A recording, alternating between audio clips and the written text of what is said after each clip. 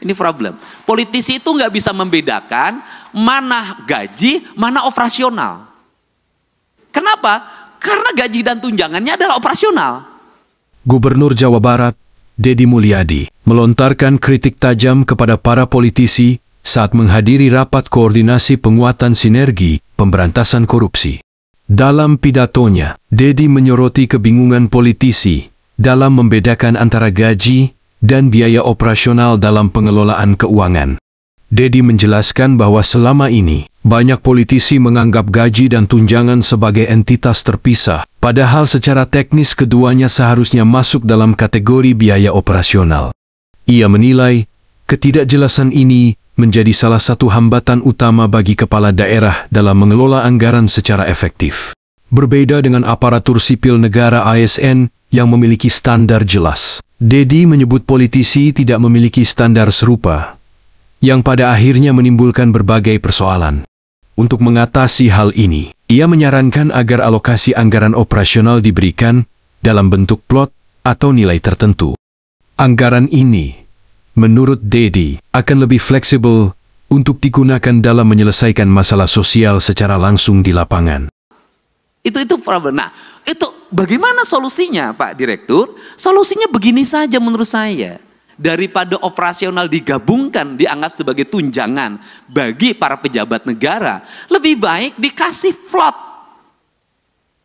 Dari total APBD yang dimiliki, berapa plot yang plot yang disiapkan oleh pemerintah dalam bentuk nilai, misalnya gubernur itu misalnya taruhlah 5 miliar atau 10 miliar, yang itu bisa didisposisi untuk menyelesaikan problem-problem sosial secara langsung, agar dia bisa eksekusi. Kenapa? Kalau saya barangkali bisa turun eksekusi, wajar lah. Kenapa? Karena saya punya platform media sosial yang memiliki nilai. Tapi kan tidak semua para gubernur punya. Tidak semua para bupati punya. Ketika mengeksekusi ke lapangan, ada banjir, bendungannya harus diambil alih hari ini, alat beratnya harus diturunkan, sembakonya harus dikeluarkan. Kepala daerah yang taat asas terhadap anggaran tidak akan bisa berbuat apa-apa. Kenapa? Belum dibahas. Belum ada pengajuannya. Nah, dia harus bergerak nyari kemana. Tidak semua daerah kaya. Tidak semua daerah punya perusahaan yang digerakkan bayar CSR-nya. Banyak yang pas-pasan. Dia nyaris mati karena tidak punya langkah eksekusi yang bersifat benar menurut negara. Ini yang mesti saya katakan, harus ada platform yang bisa dikeluarkan oleh pemerintah yang itu darurat dan diaudit secara baik oleh BPK dan BPKP serta bisa dipertanggungjawabkan, sehingga apa? Kepala daerah itu bisa tampil menyelesaikan masalah. Kenapa kepala daerah jarang turun? Kalau turun itu tuntutannya banyak. Kalau nengok banjir nggak cukup di banjir, sembakonya, penanganan mesinnya, segala macam. Nah, kepala daerah yang tidak siap dengan fiskal tunai itu nggak mungkin. Yang kemarin aja belum balik, apa harus keluar lagi?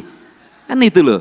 Nah, ini fakta-fakta yang mesti didiskusikan bersama, karena tugas pencegahan adalah mencegah seluruh aparat pemerintah untuk tidak berbuat yang bersifat koruptif, dengan cara membuat ruang fiskal agar para kepala daerah memiliki kecukupan fiskal untuk menyelesaikan setiap problem publik yang terjadi.